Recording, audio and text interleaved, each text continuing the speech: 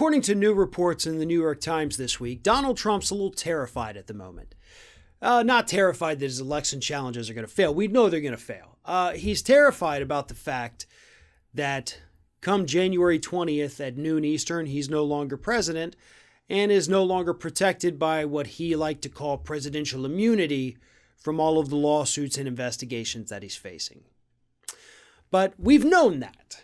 That's not new. But the New York Times did add something new to the report. And that something new is, I think, what is terrifying Trump most of all. And this new information is that Manhattan District Attorney Cyrus Vance has in recent weeks been interviewing people from Donald Trump's banks and his insurance brokers. You know, the people who manage his money. Cy Vance has allegedly been calling in workers from Deutsche Bank to answer some questions as part of the ongoing investigation being conducted by the Manhattan DA's office. Sure, that would terrify people, right? I mean, as Michael Cohen himself, Donald Trump's former lawyer/fixer, testified before Congress, Trump would tell banks he was worth a certain amount, but he would tell the IRS and his taxes he was worth a different amount. Depending on which way you slice it, assuming Cohen is telling the truth, that is either tax fraud or bank fraud.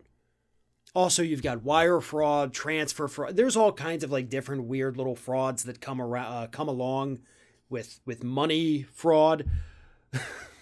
But it's all fraud. And yeah, when you get hit for one, they usually tack on like wire fraud, transfer fraud. They do all of them together just to kind of add a couple more years on if you end up getting sentenced. So that's what we're looking at here, and that's what Trump is looking at.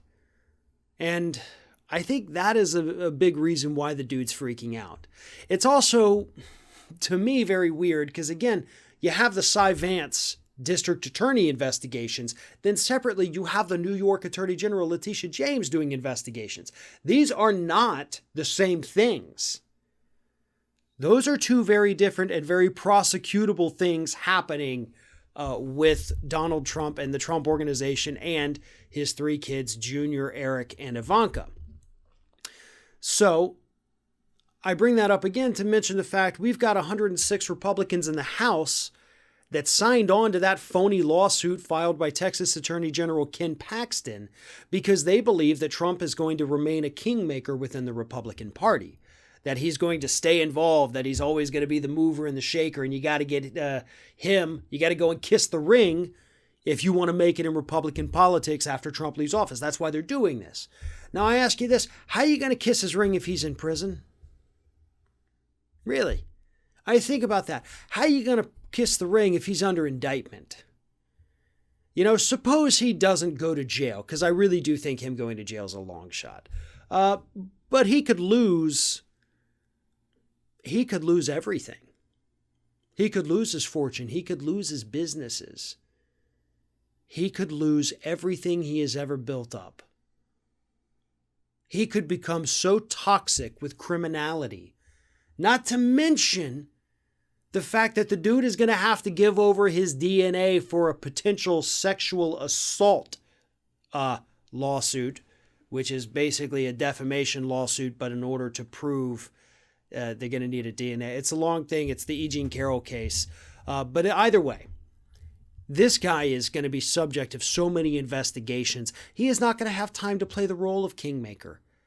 He is going to have to be given subpoenas and depositions and appearing in court so frequently that he's not going to have enough time to go out there and do all these rallies that he'd like to do. This is going to get very expensive for him. This is going to be very trying for him, and eventually he is going to be tried for some of this stuff. So I don't know why all these Republicans are bothering trying to suck up to him now. If anything, Trump should be the one sucking up to them in hopes that if one of them becomes president in the future, they might be able to save him. I don't know how, but I think they've got it a little backwards right now.